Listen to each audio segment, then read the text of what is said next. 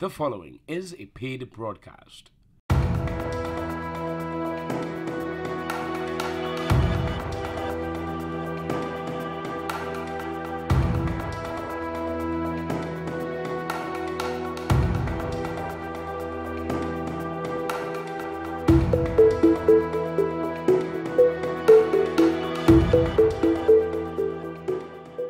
Fellow citizens, on the eve of the Tobago House of Assembly election and the local government election, this government sought to pass through the Parliament legislation which would have dramatically changed the landscape upon which we, the voter, had been preparing to register our vote.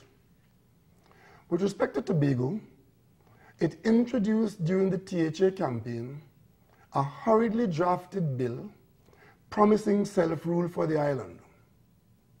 You would recall that the PNM campaign had to stop in Tobago while we returned to Trinidad to dismiss the bill, which was eventually allowed to lapse. In that instance, the UNC was prepared to expose the Parliament of this country to a shameful election gimmick, which they knew would have the effect of damaging the country's territorial borders. With respect to the recent local government elections, we saw the hurried, disorderly introduction by the government of proportional representation, quite literally in the dead of night, almost on the eve of the election day, the effect of which they did not fully understand, since it did not assist in their securing victory. Both cases were naked, desperate, and panicked attempts to move the goalposts in order to gain a political advantage and reduce their margins of defeat. Fortunately, on both counts, the government underestimated the decency and intelligence of the people of this country and failed miserably in their attempt to distract the voter, and they were resoundingly rejected at the polls. This week, during the adjournment at vacation time, the government announced its intention to lay before Parliament for debate the Constitutional Amendment Bill 2014. According to the government, this bill requires a simple majority to be passed, which of course means that at the parliamentary level, while the People's National Movement can oppose it, and it will strongly do so, it ultimately cannot prevent its passage. This being the case, and given the extreme gravity of the content of the bill and the potential threat to good order, the People's National Movement would wish to take this opportunity to put before you, the citizens, our position on this bill, so that you may carefully appreciate what our government proposes to introduce, which once again seeks to fundamentally change the political landscape and severely restrict the individual's right to vote for the party and candidate of his or her choice, a freedom which we have enjoyed unfettered since our independence. And they do so by coercing tens of thousands of citizens to vote for a political party which may not have been their first choice.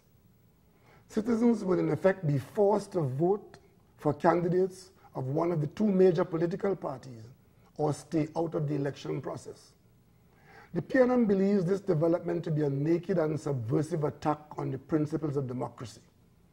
This bill will also change, in a very dangerous way, how a government is formed and has the potential to dramatically impair the peaceful transfer of power from government to government, the perils of which I will address later. We cannot be distracted by the superficial attraction of restricting a prime minister to 2 terms and having a right of recall of members of the House of Representatives.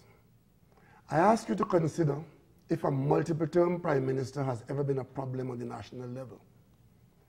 When did this issue become part of the burning public discourse before 2010? When would we have been better off not having a multiple-term prime minister?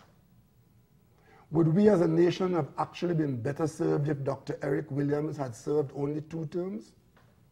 And who would be of that view? I am certain it would not be the voters who frequently refreshed his mandates for 25 years. Since independence, we have only had 3 occasions where prime ministers have served more than 1 term. As a matter of fact, during the last 30 years, 1-term prime ministers have been more the norm than an aberration. If the leadership of a particular individual is a problem, our democratic process has a proven and exercised track record for dealing with that. And if leadership is not an issue, do we wish to find ourselves being forced to change? I remind you that in Tobago, Orville London secured an awesome victory in his 4th term. Is it that we should be denying all those citizens who chose to vote so overwhelmingly in favor of his leadership and service? Would Tobago really be better off had they limited him to 2 terms? The PNM sees in this proposed amendment the limiting of the voters' democratic right to select the leader of their choice for the period of their choice. With respect to the recall of members of the House of Representatives, the threshold that is required to be met for the seat to be declared vacant is so onerous and the window so narrow that it is almost unachievable for it to have any effect or be exercised. Firstly, the application for a recall petition must be supported by 10% of all persons registered to vote in the constituency. And that application can only be made in the 4th year after the poll. Once the application is accepted by the Election and Boundaries Commission, it would then issue a recall petition which would require the vote of 2/3 of the registered voters in the constituency before the seat can be declared vacant. This would then trigger a by-election. Even in a keenly contested general election, it would be rare, if at all possible, for 2/3 of the registered voters in a constituency to come out and register their votes.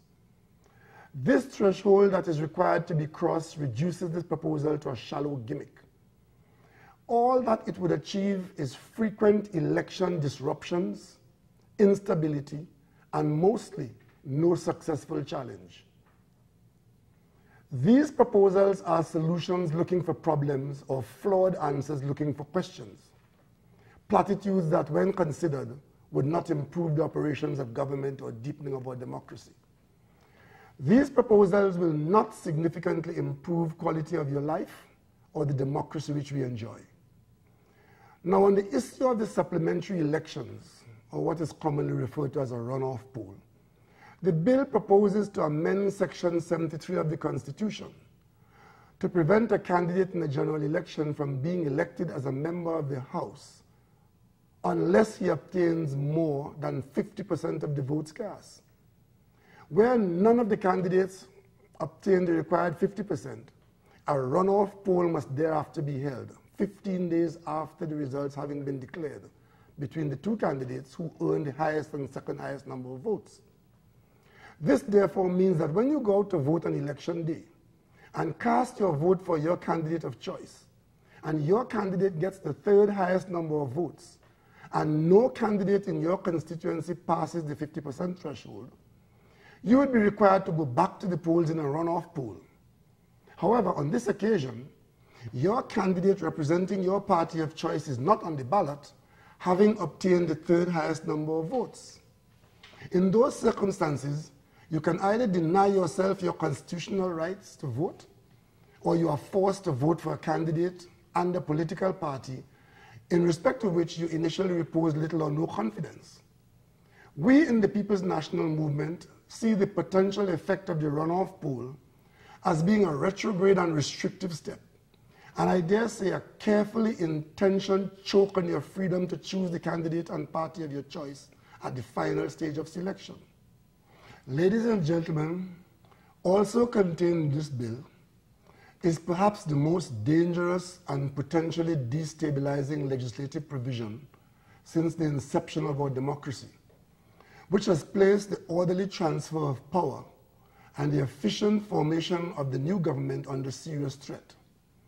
Under this proposed law, the government could lose at the polls, but there are a number of supplementary or runoff polls to be conducted, or quite possibly just one.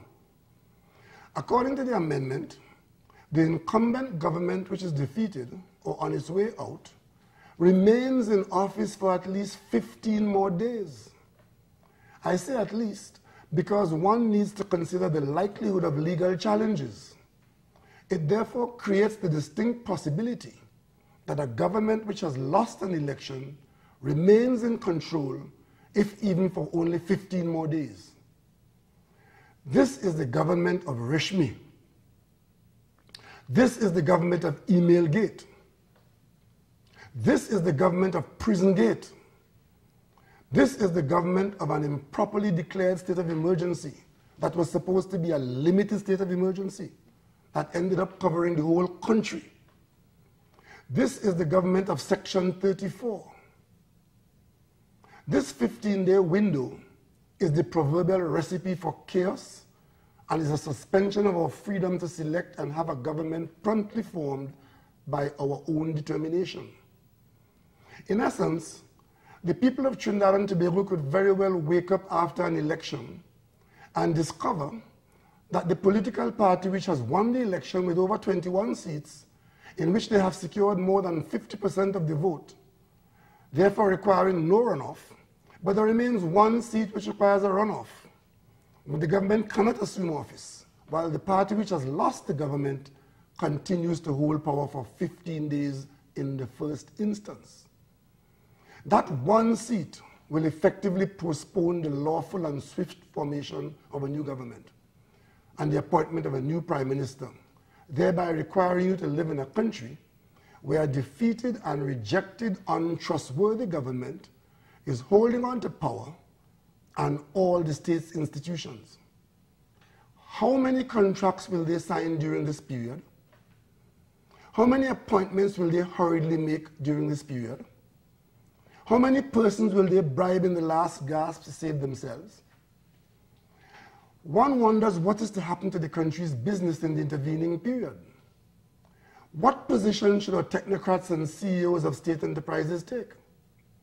Should they follow the instructions of the government currently in place or await the impending arrival of the new government? The amendment effectively creates a situation where our country is in limbo. This is an undeclared transition period where in the hands of this cabal, any number could play. We also believe that in a democracy that is suffering from election fatigue, these runoffs will be a demotivating and ultimately a destabilizing factor. It is not at all far-fetched that in these proposed runoffs, the voter turnout will in all likelihood be lowered. In this regard, I would like you to recall with me that we have had in the last 4 years, 1 general election, 2 local government elections, and 2 by-elections. That may suggest that our democracy is indeed quite robust, but consider the prospect of up to 14 runoff elections following a general election, as would have been the case in the year 2007, having regard to the election results of that year in the various constituencies. This would create a serious challenge to the voters and the entire electoral process for that matter, and the costs associated with having to fight virtually a second general election would be astronomical, placing greater emphasis and dangers on campaign financing. We question whether this is really a strengthening of the mandate that will improve our democracy and deepen our voter participation. We in the PNM consider that these provisions in fact alienate, disenfranchise, marginalize, and disrupt rather than deepen our democracy. The last time we were offered a deepened democracy by this government, it was the proportional representation model. This has been abandoned, and we now have the government's admission that proportional representation has the propensity to result in political instability and possible minority rule of the elite. The proposed amendment also opens the door to misbehavior.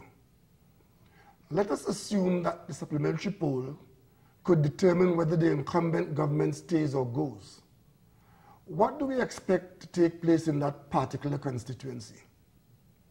A scenario could arise where an opposition party has secured the most amount of votes, but has not crossed the 50% threshold in a seat which is needed to secure victory for the party at the polls.